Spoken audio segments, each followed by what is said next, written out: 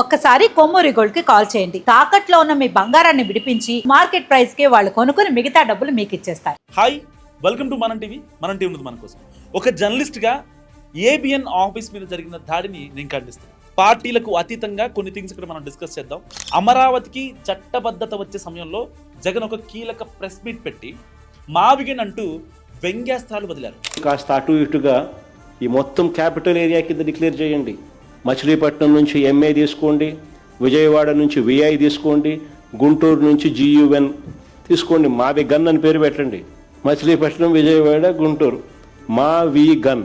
సరే, గన్ అంటే బాగుండదు నీకు, అది జగన్ అనేది గుర్తుకొస్తుంది లేననుకుంటే సరే వేరే పేరు పెట్టండి. అమరావతి గురించి వాళ్ళ స్టాండ్ చెప్పి ఇది చేస్తే బాగుంటుంది అని అంటే నిజంగా చాలా బాగుండేది. కానీ జగన్ మావిగన్ అనే మాట చెప్పిన సందర్భం ఏంటి? అమరావతి ఏపీకి ఏకైక రాజధాని అని చట్టబద్ధత కల్పిస్తున్న సమయం, రాజధాని ఏంటి అని డిస్కస్ చేస్తున్న సమయం కాదది. సో పెళ్లి చూపులకు వెళ్ళి పెళ్లి కూతురు బాగుందో లేదో అని అభిప్రాయం చెప్పడం తప్పు కాదు, పెళ్లి రోజు చెప్పడం మాత్రం చాలా పెద్ద తప్పు. సో అలా చేస్తే చెప్పులు తీస్తారు.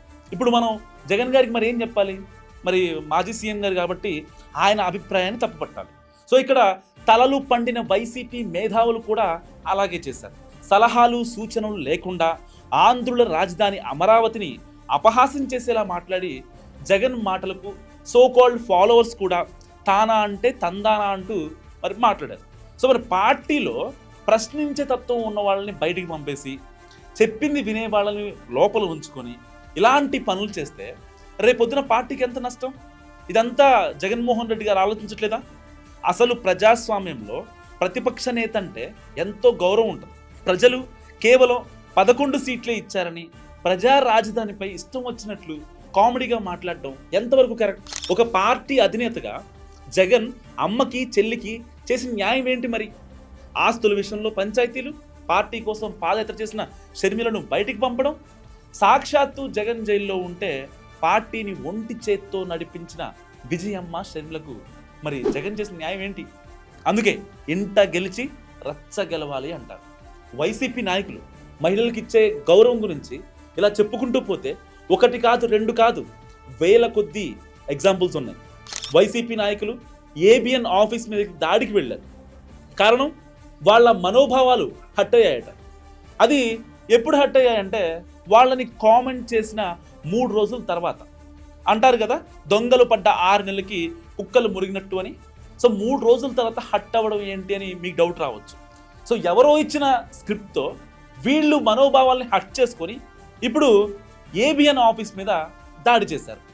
ఇప్పుడు మీరే చెప్పండి, ఒక మాట అన్న 3 రోజుల తర్వాత మా మనోభావాలు దెబ్బతిన్నాయి, మా మహిళల గౌరవం దెబ్బతిందని 3 రోజుల తర్వాత వచ్చారంటే వీళ్ళని ఆ మాట అనడం తప్ప లేకపోతే కరెక్టా?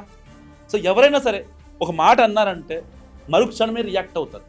కానీ 3 రోజుల తర్వాత దాడికి వచ్చారంటే ఎవరో చెప్పిన స్క్రిప్ట్ని మస్ట్గా ఫాలో అవుతున్నట్టే కదా దీని అర్థం.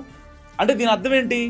వాళ్ళ ఇళ్లల్లోని ఆడవాళ్ళను తిట్టినా వీళ్ళు రియాక్ట్ అవ్వడానికి ఇంకెవరో స్క్రిప్ట్ ఇవ్వాలా? వీళ్ళకి స్క్రిప్ట్ ఇచ్చేది ఎవరు? జగన్ సలహా మేరకు ఒక రెడ్డి గారు. పోనీ ఇచ్చారులే అనుకుందాం, కనీసం మిమ్మల్ని తిట్టినప్పుడైనా మీరు సొంతంగా రియాక్ట్ అయితే నిజంగా చాలా బాగుండేది.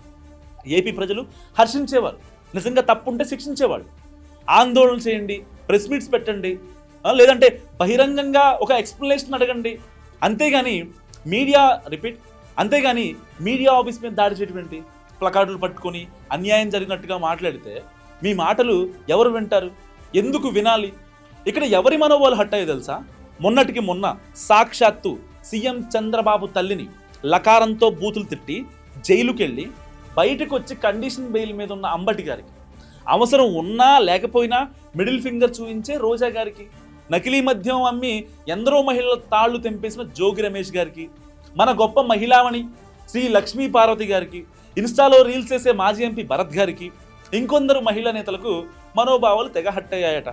సో మరి వీళ్ళల్లో ఎప్పుడు హైదరాబాద్లోనే ఉండే యాంకర్ శ్యామ్లా గారు, అప్పుడప్పుడు మీడియా ముందు మెరిసే బాబు గారు నాటిన సైబరాబాద్ మొక్క విడదల రజనీ గారు కొంచెం మిస్ అయ్యారు. సరే, ఎండల వల్ల ఒకవేళ బయటికి వస్తే ట్యాన్ అయిపోతారేమోనని రాలేదేమో నాకు తెలియదు. కానీ వచ్చిన నాయకుల గురించి మీరే ఒక అభిప్రాయం చెప్పండి.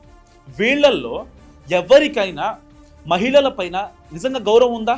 నేనేమంటానంటే ఫైనల్గా అమరావతి వేశ్యల రాజధాని అని ఒక ప్రాంత ప్రజల్ని అవమానించినటువంటి సాక్షి మీడియా దగ్గరికి వెళ్ళి ఎవరైనా ఆందోళన చేశారా? మరి ఇప్పుడు మీరు మాట్లాడుతుంటే మా మనోభావాలు దెబ్బతిన్నాయని దెయ్యాలు వేదాలు వల్లించినట్టుగా ఉంది. ప్రజాస్వామ్యంలో మీరు మాట్లాడటం తప్పు కాదు, కానీ మీరు మాట్లాడే నైతిక హక్కు మీకుందో లేదో ఒకసారి చెక్ చేసుకోండి. లేదంటే మీ ఇళ్లలోకి వెళ్ళి మీ ఆడవాళ్ళని అడగండి. నిండు సభలో లోకేష్ పుట్టుక గురించి, నారా భువనమ్మ గురించి అసెంబ్లీలో మాట్లాడి చంద్రబాబుని ఏడిపించిన తర్వాత ఇదే పార్టీ చెందిన జోగి రమేష్ గారి భార్య ఆయన మీదే సీరియస్ అయిందట. ఇంట్లో ఆడవాళ్ళ గురించి అంత నీచంగా ఎలా మాట్లాడతారని. అంటే దీని అర్థం ఏబిఎన్ మీద దాడి చేసి మా మహిళల మనోభావాలు దెబ్బతిన్నాయని చెప్పే ప్రతి ఒక్క వైసీపీ నాయకుడు దీనికి సమాధానం చెప్పాలి.